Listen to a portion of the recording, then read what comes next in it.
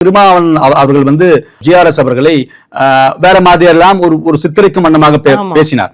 ஆகவே இவர்களை போன்ற இந்த தீய சக்திகளை தமிழ்நாட்டில் இன்றே அகற்றப்பட வேண்டும்.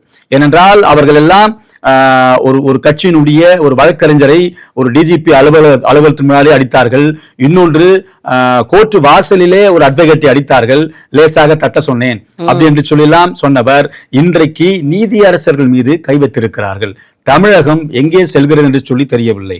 ஒரு அரசியல்வாதிற்கு அப்பாற்பட்டு அல்லது ஒரு மிகப்பெரிய தொழிலதிபருக்கு அப்பாற்பட்டு இன்றைக்கு மக்கள் நம்புகிறது நீதியரசர்கள் தான், நீதிமன்றத்தை தான். அவர்களே ஒரு கட்சியினுடைய தலைவர், ஒரு மிகப்பெரிய ஒரு எம்பியா இருக்கிறவர், ஒரு அவதூறான ஒரு சித்தரிக்கும் வண்ணமாக பேசுவதை நாங்கள் வன்மையாக கண்டிக்கிறோம்.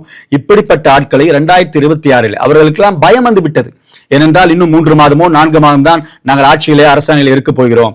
தமிழகத்தில் மிகப்பெரிய மாற்றம் ஏற்பட போகிறது. ஆகவே எங்களுக்கெல்லாம் என்ன நடக்குமோ என்று சொல்லி இஸ்லாத்தை சேர்ந்தவர்களும் இன்றைக்கு வந்து நம்முடைய என்டிஏ கூட்டணிக்கு இணக்கமாக வருகிறார்கள்.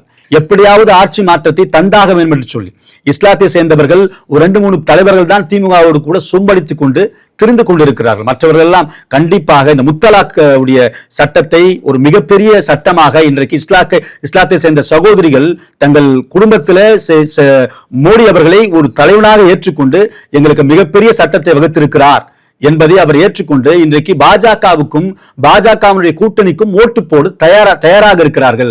இதையெல்லாம் திமுக பார்த்து கொண்டிருக்கிறது.